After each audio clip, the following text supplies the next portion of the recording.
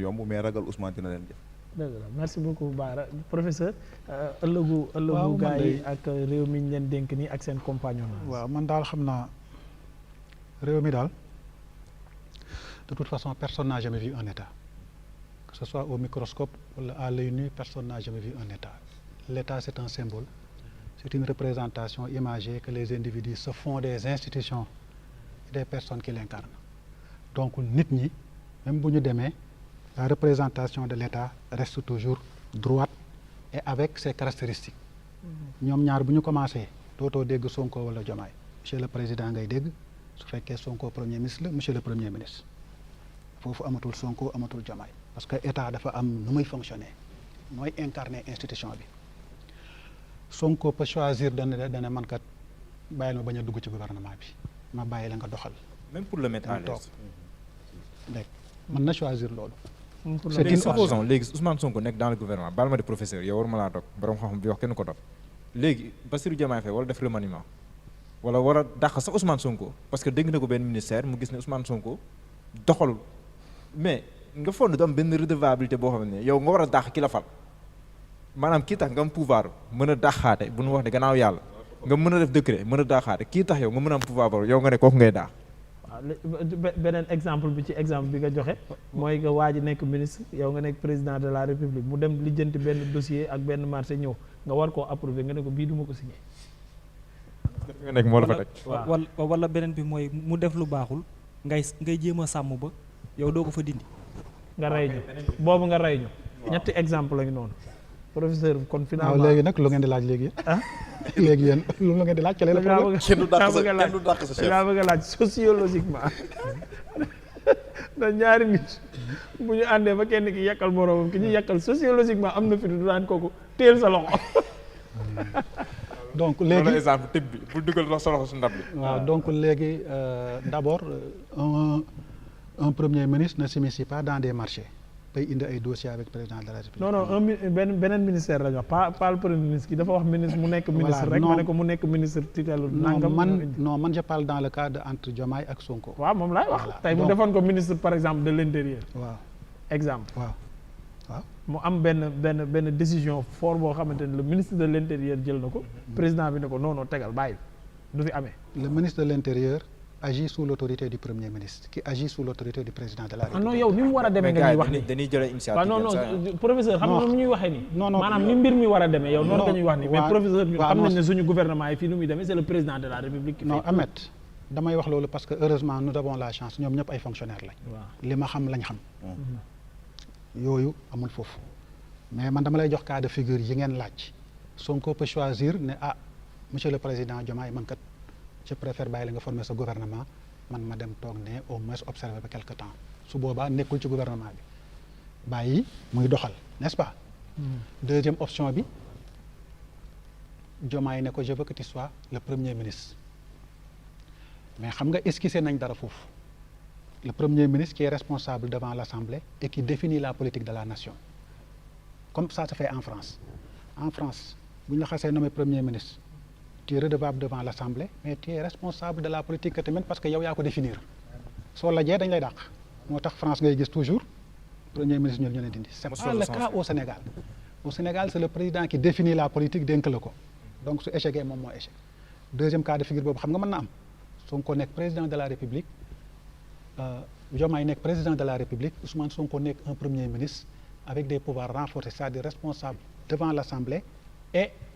responsable de la mise en œuvre de la politique du gouvernement c'est-à-dire moom moo koy définir kay vision bi lay am kii moo koy définir deuxième cas de figure su boobaa il travaille sous l'autorité du président de la République li leen di boole. premier ministre plus populaire plus légitime. non même su popularité déggoo li ma la wax état ay symbole la. mais populaire. mais la symbole boo xam ne nii war na ko mais professeur cas bi musul am Sénégal. yow nga xam ne président ak premier ministre dañuy ànd ci benn cérémonie. premier ministre di dox ci ginnaaw président gars yi ne fa ñu ko président di tàcc premier ministre. loolu foo ko gis. configuration non configuration bi moo nar a bii nii sa configuration bi. waaw léegi da ngay bàyyi. yow bii nii exemple bi mu lay jox nii ci gouvernement bi dafa sori. Bassirou Diomaye Faye actuellement nii moo gagné campagne bi moom moo nekkoon candidat bi moo gagné moom mooy 5e président mais démb ba léegi ku ñuy way Sonko. dem ba léegi Sonko la ñuy woy waaw donc ça veut dire que ne li la Diallo di wax waaw non mën xam nañ nga ko bañ a dàq mën na ñëw ci gouvernement bi gën a populaire président bi fu mu Non. jënnee mbooloo mi moom la ñuy topp non xam nga ba léegi on est dans l'euphorie de la victoire ba léegi gars yi commencé ginoo def nag séparation limite professionnelle yi mais dans une semaine dans un mois yooyu yëpp dina mais deñ professeur li ngay wax ni Sénégal la Sénégal la dans un mois lii lépp dina deñ nga foog ne Parce kon que- dañuy taxaw naan président bi moo jàpp diw moo tëj diw kon dina fi am bu doonoon maanaam Sénégal noonu ni nga wax nii noonu lay doxee mooy gouvernement bi président bi mooy définir politique bi premier ministre bi moo koy doxal ministre de l'intérieur bu amee lu muy jébbal premier ministre bi lay waxal bu fekkoon noonu lay doxee kon foog nga ne dinañ jàpp Ousmane Sonko ñu ne Macky Sall moo ko jàpp fekkoon réew noonu ni nga ko waxee noonu lay doxee non c'est que maanaam man bëgguma ñëwaat ci ay biais wala di def ay gisaane wala affaire yooyu quoi ay présupposés théoriques affaire yooyu quoi dafay météo bi compliqué quoi xam naa nag fi ngay waxee évidemment dans nos pays ak situation yi nii Diomaye mën na génn ànd ak Sonko ñuy tàcc Sonko mais je ne pense pas que bu ñu weesoo étape bi ñu war a dem ay visite officielle wala affaire yooyu gars yi nekk fa nekki tàcc Sonko quand même loolu rupture la yoo xam ne sénégalais yi dañ koy xaar mais je veux dire rek ça peut arriver mais c'est pas quelque chose que nous souhaitons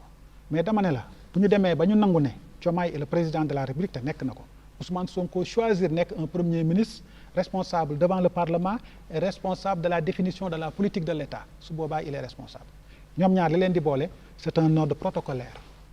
les réunions du Conseil des ministres les réunions en cas d'urgence Ousmane Sonko va gérer son gouvernement Macky Sall va gérer les 4 domaines yoo xam ne c'est des domaines de souveraineté maanaam affaires étrangères intérieures sécurité intérieure et cetera coopération yooyu tu as vu cas de figure boobu aussi mën na am troisième cas de figure mooy Ousmane Sonko ne ko kat je te laisse le gouvernement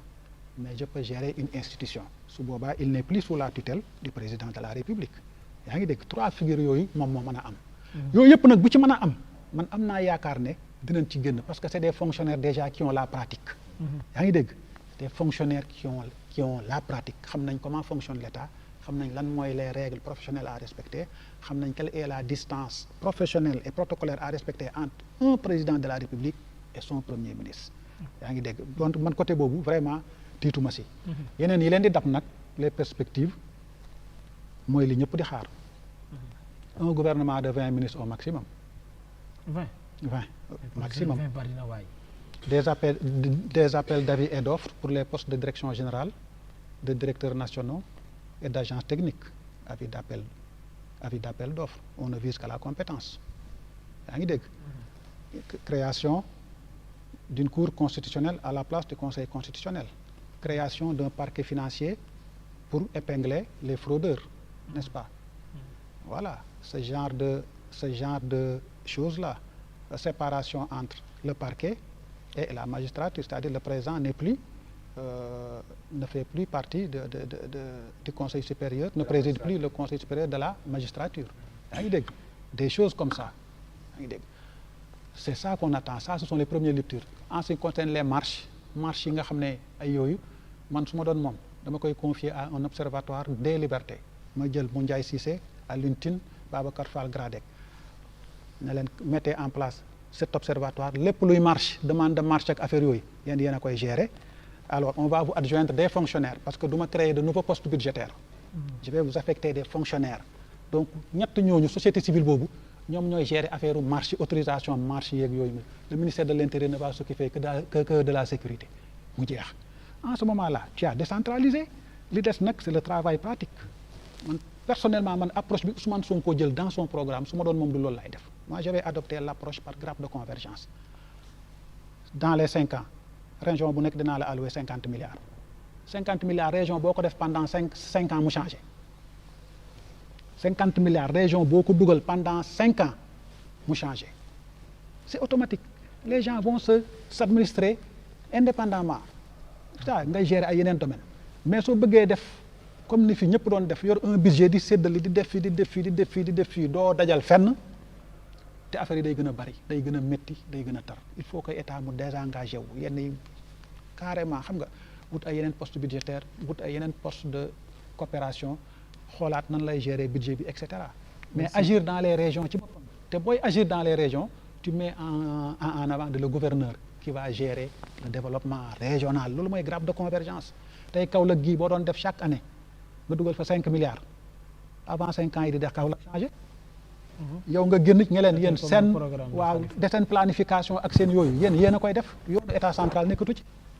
le gouverneur est là-bas les chefs de service technique ña nga fa région bu nekk nga def ko noonu nga gérer ay priorités ngay gérer parce que loolu moo fi nar a nekk y a trop de priorités qui sont là yooyu ngay dem rapidement mu jeex man perspective yi c'est ça que j'ai vu autrement dit nag il faut souhaiter que mu am déggoo ci seen biir te yaakaar naa ne dina am parce que nag vraiment c'est de grandes personnes te ay nit ñu baax lañ te mën nañoo déggoo ñoom ñaar je ne pense pas que ñoom ñaar mu mën a am problème ay dualité au sommet de l'État yooyu dañ ko war a éviter dès le départ moo amoon entre Senghor et Mamadou Dia am na fi entre Ablaye Wade Idrissa Seck et cetera yooyu moo fi ñëw Idrissa Seck Ablaye Wade Moustapha Niasse voilà Ablaye Wade Moustapha Niasse dualité au sommet loolu dañ ko war a bannir ci suñuy concept amul njariñ moo tax Macky Sall bi mu ñëwee moom amul benn dualité parce que créé wul numéro 2 organisé wul parti moom noonu la ko bàyyi benn constance moo fa amoon muy moom am na ay avantages parce que gouverner na bay waaj a jeex affaire yi soog a feeñ mais au moins ça lui a permis de gouverner ba affaire yi jeex tranquillement waaw amul numéro 2 amul numéro 3 waaw donc dañu war a éviter di ñaan yàlla nag yàlla defal ñu jàmm daal amiin soxla nañ ko yàlla defal ñu jàmm yàlla defal ñu salaam amiin waaw ñu dugg ci mbir mi ak bismillahi rahmaani rahim dugg ci ak alhamdulilah rabil alamina transformer nos faiblesses en potentialité se remettre en cause merci beaucoup professeur